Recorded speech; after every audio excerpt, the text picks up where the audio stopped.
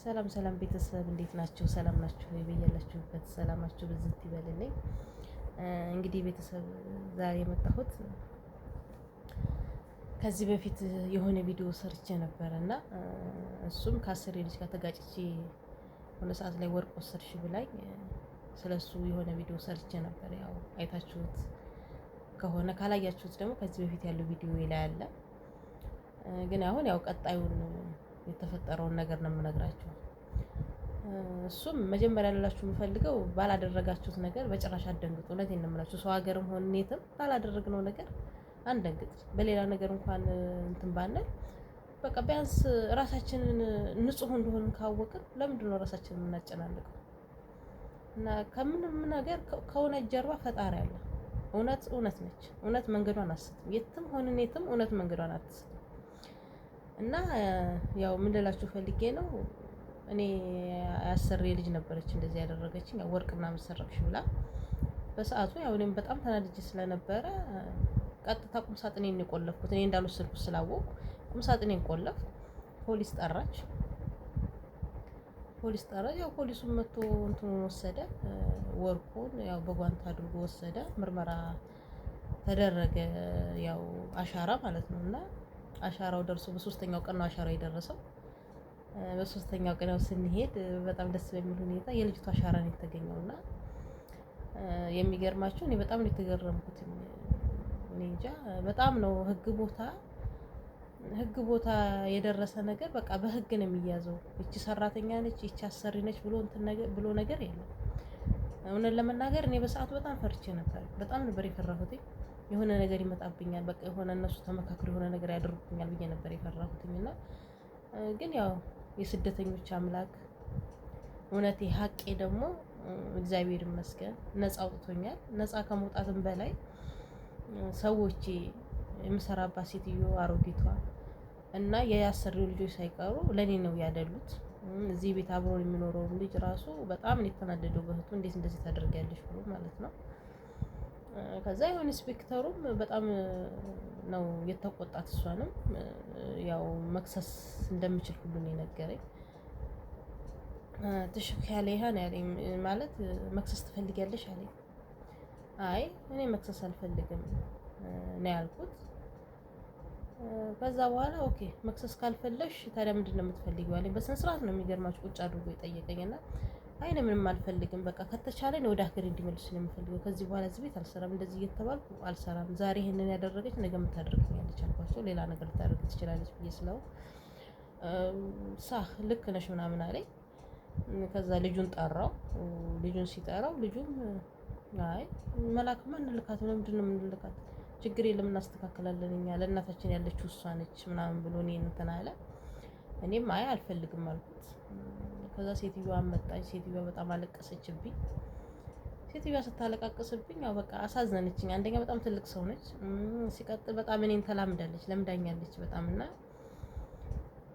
በሰዓቱ በእርግጥ እኔ ወደ ኢትዮጵያ መመለስ ፈልጌ አይደለም። ምክንያቱም እኔ መመላለስ አልፈልግም። ጨርሼ በደንብ የምፈልገውን ያክል ሰርቼ መሄድ ነው የምፈልገው። እና በቃ ይችን አመት መቆየት ፈልጋለሁ። ያው ለሚቀጥለው አመት ያው እኔም አላማዬ ነው ወደ ሀገር የመግባት። እና ይሄን አመት ግን ያው ጨርሼ ከአንድ አመት በኋላ ነው መሄድ የምፈልገው። መሄድ ባልፈልግም እንደዛ ስላቸው የነበረው አውቄ ነው ስግደረደር አለ የለ እነሱ እንትን እንደሊው ማለት። ከዛም ያው ሰዎቼም በጣም ለመኑ፣ ልጁን በጣም ለመነኝ። ከዛ በኋላ ግን የተፈጠረው ነገር በጣም ነው የገረመኝ። እና ኢንስፔክተሩ ምንድነው ያለው? እኔም በቃ እሺ በቃ ችግር የለውም እሺ፣ ግን እንደዚህ አይነት ነገር ሁለተኛ እንዲፈጠር አልፈልግም ብዬ ስለው ለልጁ ኢንስፔክተሩ አይ እንደዛ ብለሽ ብቻማ አትወጪም።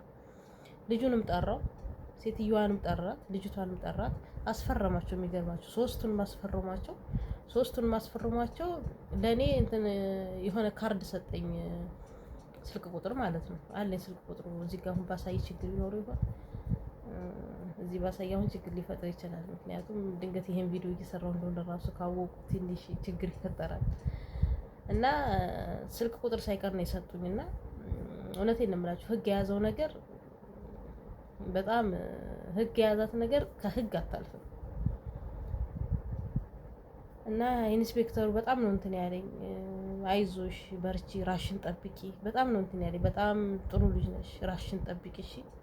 ችግር ካለው ወዲያው ደውይልን፣ ችግር የለም እኛ ስለምናውቅ እንመጣለን። ችግር ካለው ወዲያው ደውይልን፣ ማሺ ሀቢብቲ ምናምን ብሎ በጣም ነው እንትን ያለኝ እና እኔ በጣም ነው የተገረምኩት። በቃ ምን ልላችሁ ፈልጌ ነው፣ አሁን ሳስበው የሆነ ችግር ሲፈጠር ቢሮ ከመደወል ቢሮ ከመሄድ ይልቅ ፖሊስ ጣቢያ መሄድ ይሻላል። በፖሊስ እጅ መግባት ይሻላል። እኔ አሁን በዛ ሰዓት በእርግጠኝነት ቢሮ ቢሆን የደወለችውና በቢሮ ቢሆን እንትን ያሉኝ ቢሮዎቹ ራሱ መጥፎ ነገር ያስቡብኝ ያደርጉብኝም ነበር። ይሄንንም የቆለፉትን ቁም ሳጥን ራሳቸው ገንጥለው አውጥተው ሰርቃ ነው ሌባ ነች ብለው እኔን ሊያስይዙኝ ይችሉ ነበር። ሌላ ነገር የሚፈጠር ነበር። ቢሮዎች መጥፎች እንደሆኑ መቼም ሁላችንም እናውቃለን። ብዙዎቻችን ከ190% የሚሆኑት ቢሮ ላይ ያሉ ሰዎች በእኛ ላይ በጣም ጥቃት፣ በጣም ጉዳት ነው የሚያደርሱት። ይደበድባሉ፣ ብዙ ችግር ይደርሳል። ይህ ደግሞ ያው የማይዋሸው ነዳ ነው፣ ሁላችንም የምናየው ነገር ነው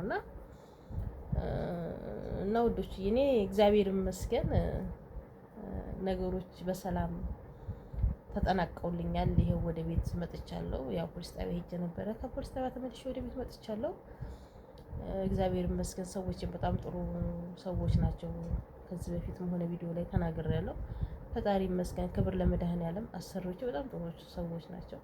ጥሩነታቸውን ደግሞ በአሁኑ ይበልጥ አስመሰከሩ። ይበልጥ ማለት ነው እና በእህቱ በጣም ነበር የተናደደው። እናትዬዋ በጣም ነው የተናደደችው። እንግዲህ ወደፊቱን ባላቅም አሁን ቤቴ እንዳትመጪ ሁሉ ብላታለች ማለት ነው። እሷ ልጇን ቤቴ እንዳትመጪ፣ ሌሎቹንም ተናገረቻቸው። ከብርቱካን ጋር የማይስማማ እዚህ ቤት እንዳይመጣ ነው ያለቻቸው፣ ልጆቿን በሙላ ማለት ነው። እና አንዳንዴ እውነት ጥሩ አሰሪዎችን ያብዛለን ፈጣሪ። የእውነት አምላክ ደግሞ እሱ አይጥለንም፣ ጥሎ አይጥለንም። እና እውነት ምን ጊዜም እውነት ነች። ቤተሰብ ለእውነት ስልን እንኑር። እውነት ካለች ምንም ነገር ቢመጣ፣ ምንም አይነት መሰናክል ቢፈጠር፣ ምንም አይነት ችግር ቢመጣ እውነት ምን ጊዜም እውነት ነች። እውነትን ለማግኘት ያው ሊያለፋን ይችላል፣ ብዙ መስዋዕት ሊያስከፍለን ይችላል፣ ብዙ ችግር ሊፈጥርብን ይችላል፣ ብዙ ነገሮች ሊያመጣብን ይችላል በህይወታችን ውስጥ። ግን ያው ቢሆንም ደግሞ እኛ ከታገስንና ነገሮችን ቀስ ብለን አስተውለን እንትን ካልን የማይሳካ ነገር የለም፣ የማይስተካከል የማይፈታ ነገር የለም። አንድ ነገር ስናደርግ እናስተውል። እኔ አሁን የዚህ ወርቅ ጉዳይ በመቆለፌ ቆልፌ ፖሊስ እንድጠራ በማድረጌ ነው የተረፉት እንጂ አሁን እሷ ወይን እጇን አስገብታ ነክተው ቢሆን እኔ እግዚአብሔር ስጠብቀኝ ነው እንጂ ወይንም በቃ ወይ ወርቁን በእጇ ይዛው ቢሆን ኖሮ በቃ እኔኑ ሌባ አድርገው እሷን እንትን ይቀበሏት ነበር። ግን እግዚአብሔር ይመስገን ወዲያው ነው ቁም ሳጥኑን የቆለፍኩባት። እና ወዶች ምንም ነገር ሲፈጠር አትደናገሩ፣ አትደንግጡ።